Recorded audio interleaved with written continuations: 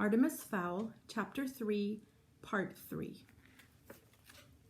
Runner is going through the town wall. Contact imminent. How far away is retrieval? ETA 5 minutes minimum. We're still in the shuttle. Holly bit her lip. Root was in the shuttle? That's too long, Commander. This whole town is going to explode in 10 seconds. I'm going in. Negative, Holly. Captain Short, you don't have an invite. You know the law. Hold your position. But, Commander, Root cut her off. No buts, Captain. Hang back. That's an order. Holly's entire body felt like a heartbeat. Gasoline fumes were addling her brain. What could she do? What was the right decision to make? Lives or orders? Then the troll broke through the wall, and a child's voice split the night. Aiuto! It screamed. Help. An invitation. At a stretch. Sorry, Commander, the troll is light crazy, and there are children in there. She could imagine Root's face purple with rage as he spat into the mic. I'll have your stripes, Short. You'll spend the next 100 years on drain duty. But it was no use. Holly had disconnected her mic and swooped in after the troll. Streamlining her body, Captain Short ducked into the hole. She appeared to be in a restaurant, a packed restaurant. The troll had been temporarily blinded by the electric light and was thrashing about in the center of the floor. The patrons were stunned. Even the child's plea had petered out. They sat gaping, party hats perched comically on their heads. Waiters froze, huge trays of pasta quivering on their splayed fingers. Chubby Italian infants covered their eyes with chubby fingers. It was always like this in the beginning, the shocked silence. Then came the screaming. A wine bottle crashed to the floor. It broke the spell. The pandemonium started. Holly winced. Trolls hated noise almost as much as light. The troll lifted massive shaggy shoulders, its retractable claws sliding out with an ominous shink. Classic predator behavior. The beast was about to strike.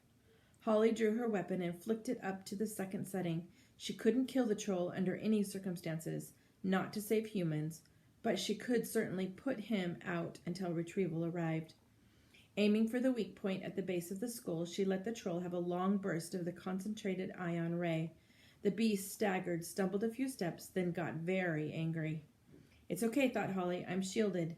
Invisible. To any onlookers, it would seem as though the pulsing blue beam emanated from thin air.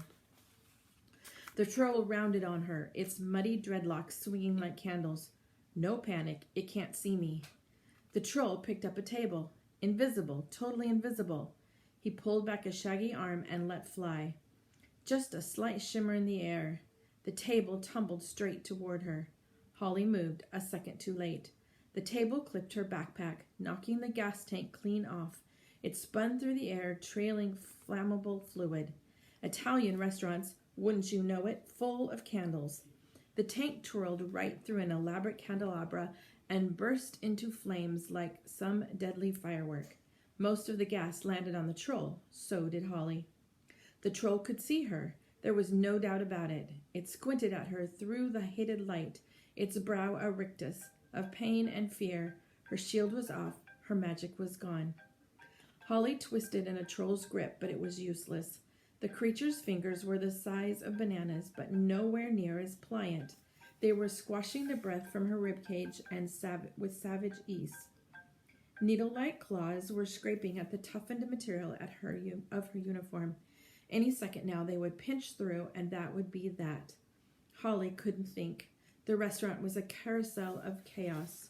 The troll was gushing its tusks, greasy molars, trying to grip her helmet.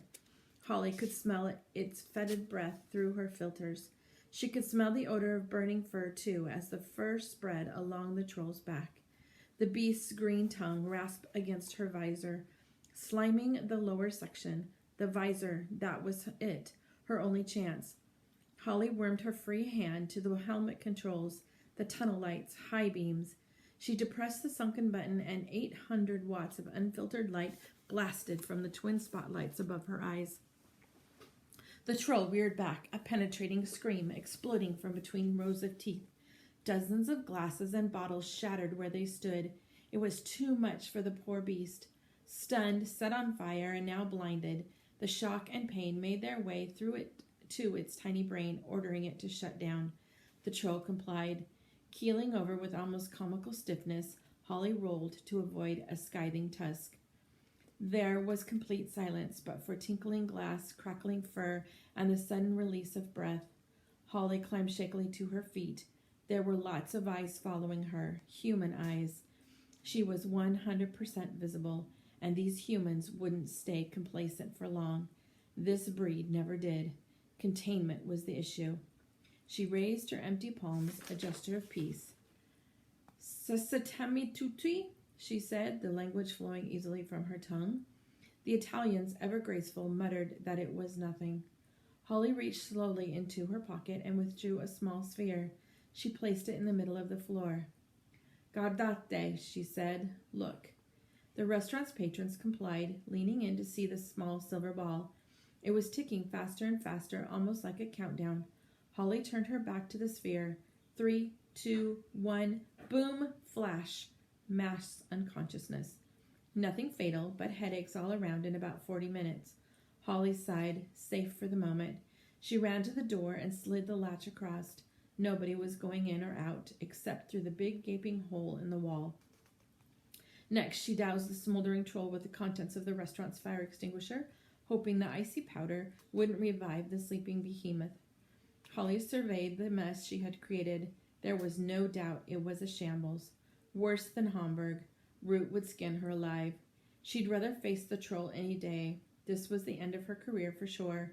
But suddenly that didn't seem so important because her ribs were aching, and she had a blinder of a pressure headache coming on. Perhaps a rest just for a second so she could pull herself together before retrieval showed up. Holly didn't even bother looking for a chair. She simply allowed her legs to buckle beneath her, sinking to the chessboard linoleum floor. Waking up to Commander Root's bulging features is the stuff of nightmares. Holly's eyes flickered open, and for a second she could have sworn that there was concern in those eyes. But then it was gone, replaced by the customary vein-popping fury. "Captain Short," he roared, mindless of her headache. "What in the name of sanity happened here?" Holly rose shakily to her feet. There was, the sentences just wouldn't come. "You disobeyed a direct order. I told you to hang back. You know it's forbidden to enter a human building without an invitation." Holly shook the shadows from her vision. "I got invited in. A child called for help." "You're on shaky ground there, Short." "There is precedent, sir. Corporal Rowe versus the state. The jury ruled that the trapped woman's cry for help could be accepted as an invitation into the building. Anyway, you're all here now. That means you accepted the invitation too." Said Root doubtfully. "I suppose you were lucky. Things could have been worse."